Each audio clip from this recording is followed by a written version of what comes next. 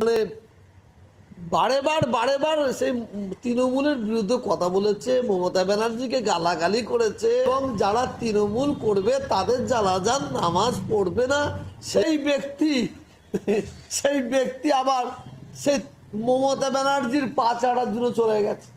তবে কিছুটা মনে হচ্ছে নওশাদের লাভ হলো, খুদার কসম খেয়ে বলছি, খুদার কসম।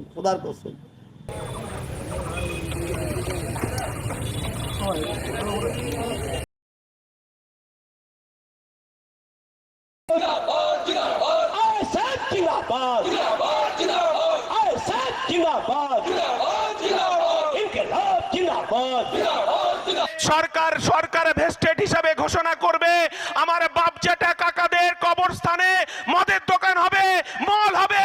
আর ইন্ডিয়ান সেকুলার ফ্রন্ট বলছে আমরা এক বুক রক্ত দেব, আমরা ওয়াকফ সংশোধনী বিল যতক্ষণ না প্রত্যাহার হচ্ছে আমরা রাস্তায় দাঁড়িয়ে থেকেই আমরা এর প্রতিবাদ করব। সেই জন্যই তো আমরা ইন্ডিয়ান সেকুলার ফ্রন্ট রাস্তায় নেমে আমরা লড়াই করছি। আমরা বলতে চাইছি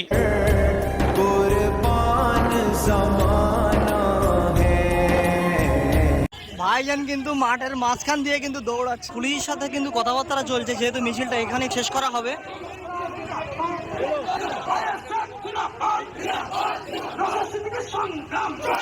সিদ্দিকী যতদিন টিএমসি সরকারের বিরুদ্ধে বলেছে ততদিন ওদের কাছে খারাপ ছিল। কাসেম সিদ্দিকী যেই দলে এসছে ওই নেতারাই আবার বলছে দলের সিদ্ধান্ত তো আমাদের মেনে নিতে হবে, সে পচা আলু হোক আর যাই হোক আমাদের তাদেরকে নিয়ে চলতে হবে। তো কাসেম সিদ্দিকীকে বিশেষ করে ভাঙড়ের গুন্ডা মোস্তান, টিএমসি সরকারের গুন্ডা মোস্তানরা এরা সহ্য করতে পারছে না। কারণ আমরা শুনতে পাচ্ছি ওই কাসেম সিদ্দিকী হুজুরকে 2026-এ হয়তো ভাঙড়ে টিকিট দিতে পারে। আমাদের কোনো যায় আসে না, আমরা আইএসএফ এর তরফ, কারণ জিতুক আমাদের কোনো